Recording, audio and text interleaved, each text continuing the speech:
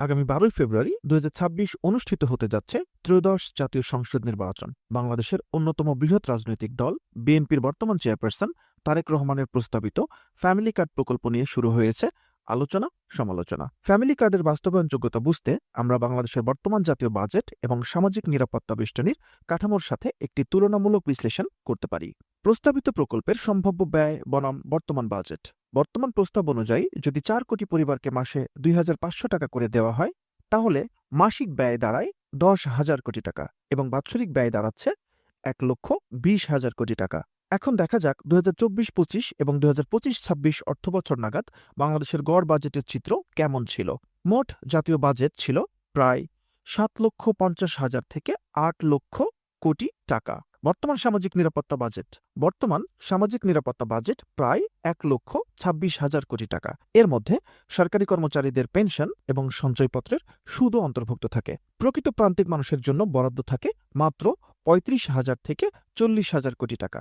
বিশ্লেষণ করলে দেখা যায় ফ্যামিলি কার্ডের জন্য যে ১,২০,০০০ কোটি টাকা প্রয়োজন তা বর্তমান সামাজিক নিরাপত্তা খাতের মোট বরাদ্দের সমান এবং প্রান্তিক মানুষের জন্য বর্তমান বরাদ্দের চেয়ে প্রায় ৩ গুণ বেশি।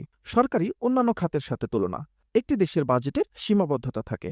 ফ্যামিলি কার্ডে অর্থায়ন করতে হলে নিচের খাতগুলোর সাথে তুলনা করা জরুরি। শিক্ষা খাতে সাধারণত আমাদের দেশে বাৎসরিক বরাদ্দ থাকে ৯৫,০০০ থেকে ১,০০,০০০ কোটি টাকা। তাহলে ফ্যামিলি কার্ডের খরচ শিক্ষা বাজেটের চেয়েও বেশি। স্বাস্থ্য খাতে আমাদের দেশে বাৎসরিক বরাদ্দ থাকে ৪১,০০০ থেকে প্রায় ৪৫,০০০ কোটি টাকা। তাহলে ফ্যামিলি কার্ডের খরচ স্বাস্থ্য বাজেটের প্রায় ৩ গুণ বেশি। আমাদের দেশে বিদ্যুৎ এবং জ্বালানি খাতে ভর্তুকি দেওয়া হয় ৮০,০০০ থেকে প্রায় ৯০,০০০ কোটি টাকা। ভর্তুকি কমিয়ে এখানে অর্থায়ন করা একটি পথ হতে পারে, তবে সেক্ষেত্রে বিদ্যুৎ এবং জ্বালানির দাম বেড়ে যেতে পারে। মেগা প্রজেক্ট এবং বার্ষিক উন্নয়নে আমাদের বার্ষিক বরাদ্দ থাকে প্রায় ২,৬৫,০০০ কোটি টাকা। উন্নয়ন বাজেট থেকে কিছু অংশ এখানে আনা সম্ভব, তবে সেক্ষেত্রে বার্ষিক উন্নয়ন লক্ষ্যমাত্রা ক্ষতিগ্রস্ত হতে পারে। তাহলে ফ্যামিলি কার্ড বাস্তবায়ন কি আসলেই অসম্ভব? অর্থনীতিবিদদের মতে এটি অসম্ভব নয়, তবে অত্যন্ত চ্যালেঞ্জিং। এটি সফল করতে হলে সরকারকে ৩টি বড় পদক্ষেপ নিতে হবে।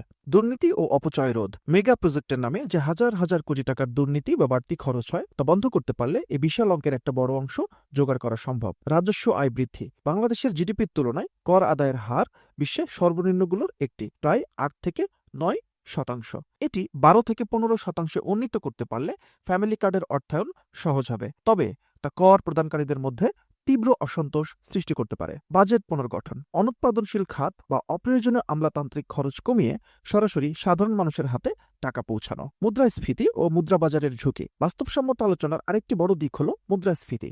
একসাথে ৪ কোটি পরিবারকে নগদ টাকা দিলে বাজারের চাহিদা হু হু করে বেড়ে যাবে। যদি সে তুলনায় পণ্যের সরবরাহ না বাড়ে তবে জিনিসপত্রের দাম আরও বেড়ে যেতে পারে। এতে কার্ডের মাধ্যমে পাওয়া ২৫০০ টাকার ক্রয় ক্ষমতা কমে যাবে। তাই এই প্রকল্পের সাথে উৎপাদন বৃদ্ধির একটি সমন্বয় থাকতে হবে। বাস্তবসম্মত পথ কি? বিশেষজ্ঞদের মতে তারেক রহমানের এই পরিকল্পনাটি বাস্তবায়নের সবচেয়ে বাস্তবসম্মত পথ হল ফ্রেজিং আউট বা পর্যায়ক্রমিক বাস্তবায়ন। প্রথম বছরে ১ কোটি অতিদরিদ্র পরিবার দিয়ে শুরু করে ধীরে ধীরে এর পরিধি বাড়ানো। এতে বাজেটের উপর চাপ কমবে এবং বাজারের সাথে সামঞ্জস্য রক্ষা হবে।